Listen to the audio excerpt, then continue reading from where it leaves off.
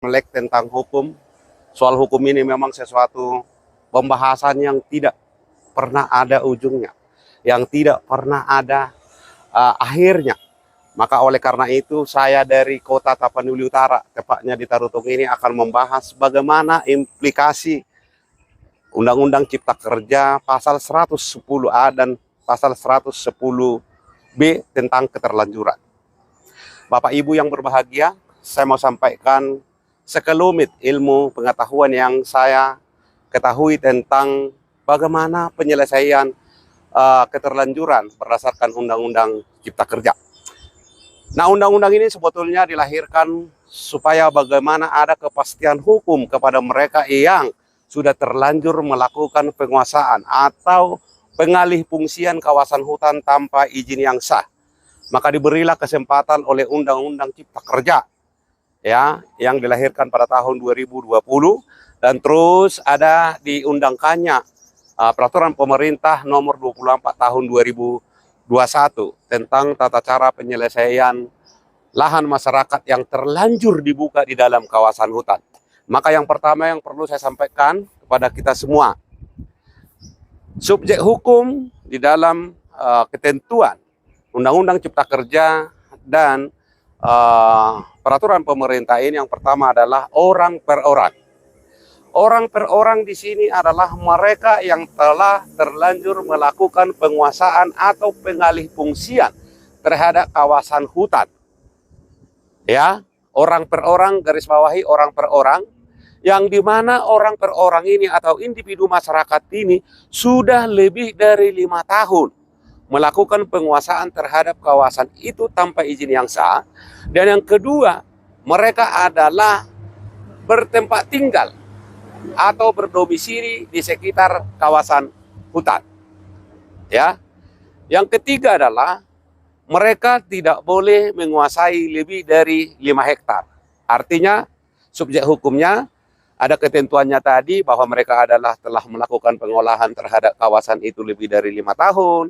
Mereka sudah bertempat tinggal di dalam kawasan desa atau di sekitar kawasan itu lebih dari 5 tahun. Nah, kemudian mereka tidak boleh lebih dari 5 hektar. Maka caranya adalah mereka bisa mengajukan permohonan tentang izin atau pengakuan dari pemerintah terhadap lahan yang mereka miliki itu dengan cara yang pertama minta surat keterangan dari kantor desa setempat. Nanti surat keterangan ini ada 2 hal, tentang surat keterangan ke penguasaan fisiknya, yang kedua tentang domisili bahwa saudara itu adalah berada di dalam kawasan hutan atau di sekitar desa yang ada di dalam kawasan hutan. Lalu nanti akan ada verifikasi administrasi dan setelah itu nanti akan dilakukan juga verifikasi faktual. Artinya pencocokkan antara administrasi yang saudara ajukan tadi itu nanti akan dilakukan cek atau yang disebut dengan verifikasi faktual. Nah, kalau kemudian nanti itu sudah sesuai antara administrasi dengan faktual lapangan, maka Anda akan diberikan kesempatan untuk 1 tahun daur ulang atau 1 tahun periode tanaman. Yang kedua, subjek hukumnya adalah perusahaan atau badan hukum yang sudah terlanjur melakukan kegiatan perkebunan di dalam kawasan hutan, ya, di mana mereka sebelumnya sudah mendapatkan izin lokasi atau izin prinsip yang dikeluarkan oleh pemerintah daerah. Yang kedua, mereka sudah memiliki izin usaha di bidang perkebunan, tetapi mereka belum mendapatkan izin dari pemerintah yang berwenang di bidang kehutanan dan lingkungan hidup.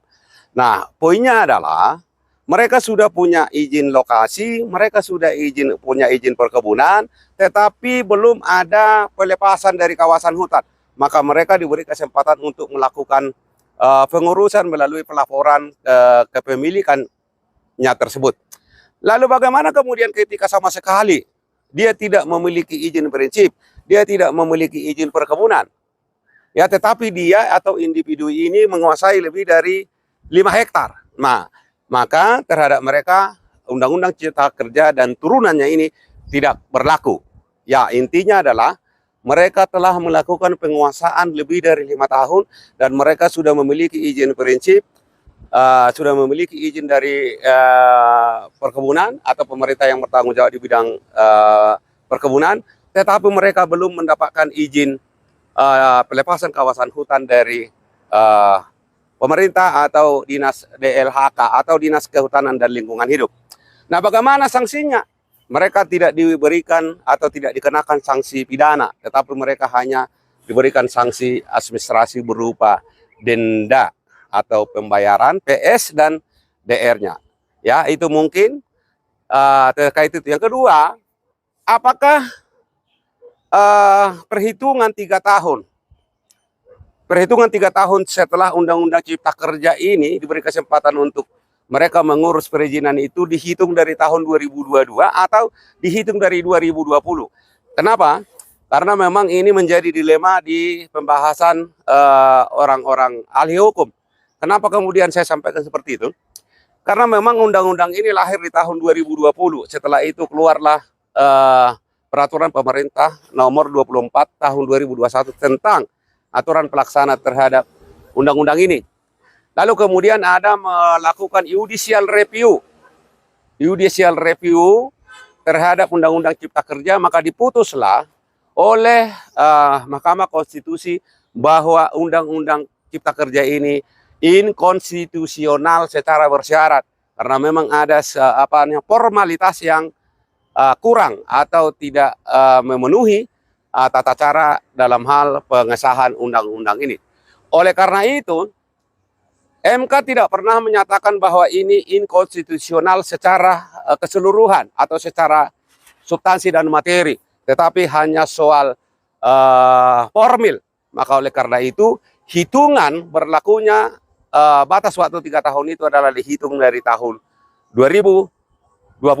Selain itu juga, yang menjadi dasar pertimbangan kita untuk menetapkan bahwa perhitungannya itu 3 tahun dihitung dari tahun 2020, karena PP 24 itu adalah sebagai aturan pelaksana dari Undang-Undang Cipta Kerja tahun 2020. Nah, oleh karena itu, maka tidak ada perdebatan hukum soal berlakunya itu. Maka berlakunya itu adalah 3 tahun setelah diundangkannya Undang-Undang Cipta Kerja tahun 2020. Bagaimana kalau sekiranya hari ini, katakan ini sekarang kita berada di tahun 2024, maka kita sudah kehilangan kesempatan